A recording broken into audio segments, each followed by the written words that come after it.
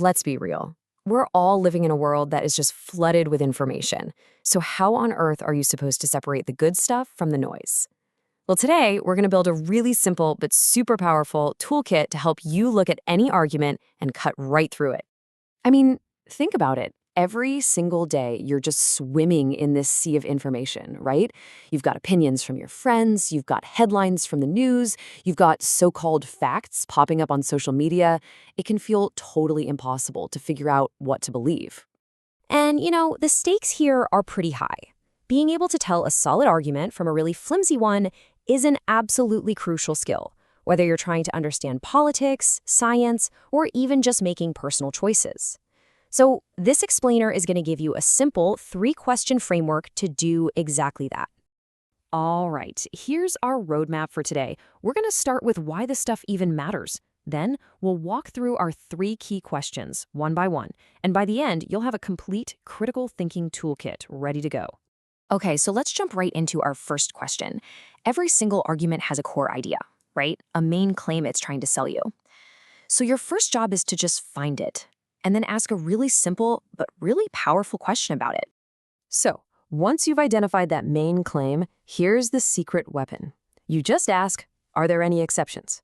Seriously, looking for cases where that big general rule doesn't apply is one of the fastest ways to spot a potential weakness in an argument.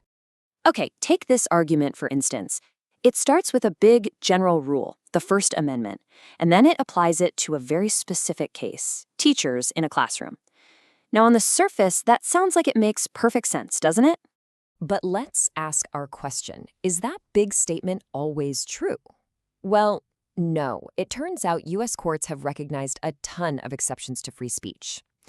Doctors can't just spill patient secrets, you can't go around calling for violence, and this is the key for our example, your free speech rights are often limited when you're on the clock working for an employer.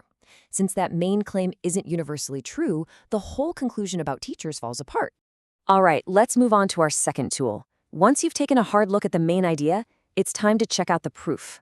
An argument is really only as strong as the evidence that's holding it up. So we have to ask, what kind of evidence are they using? And is there enough of it?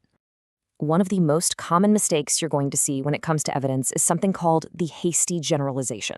This is basically when someone makes a huge sweeping claim, but they base it on just a tiny little piece of proof that doesn't really represent the whole picture. And this brings us to a pretty famous real-world example. Back in 2015, U.S. Senator James Inhofe actually brought a snowball onto the Senate floor, and his proof that global warming wasn't real? Well, it was the fact that it was cold enough to snow that day in Washington, D.C. And this just perfectly illustrates the fallacy, right? A single data point, one cold day in one city, is nowhere near enough evidence to argue against a conclusion that's based on decades of temperature data from all over the planet. The evidence just isn't sufficient or representative. This is why having different kinds of evidence is so important.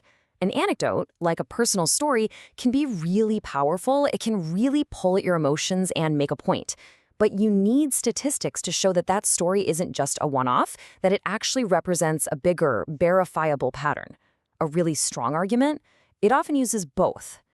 Okay, we have questioned the claim, we've questioned the proof. Now, for the final and maybe the most crucial step, questioning the connection between them.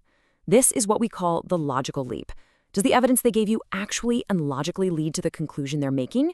A classic problem you'll see here is something called circular reasoning. And this is an argument that basically just chases its own tail.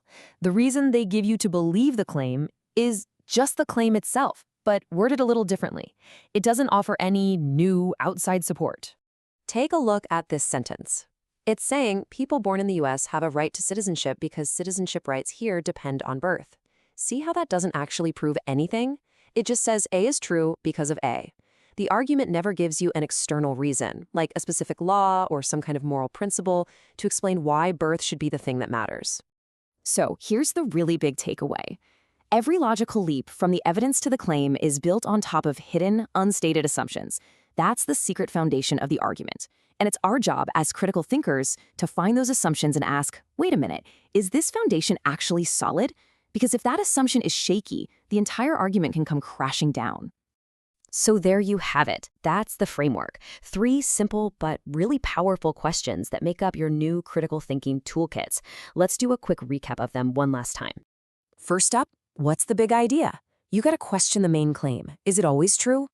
Second, what's the proof? Question the evidence. Is there enough of it? And is it representative? And finally, third, what's the logical leap? You question the reasoning. Does the proof actually support the claim? And what hidden assumptions is it relying on? By asking these 3 simple questions, you can go from just being a passive consumer of information to an active critical thinker. You have the tools now. So really, the only question left is, what argument out there are you going to put to the test first?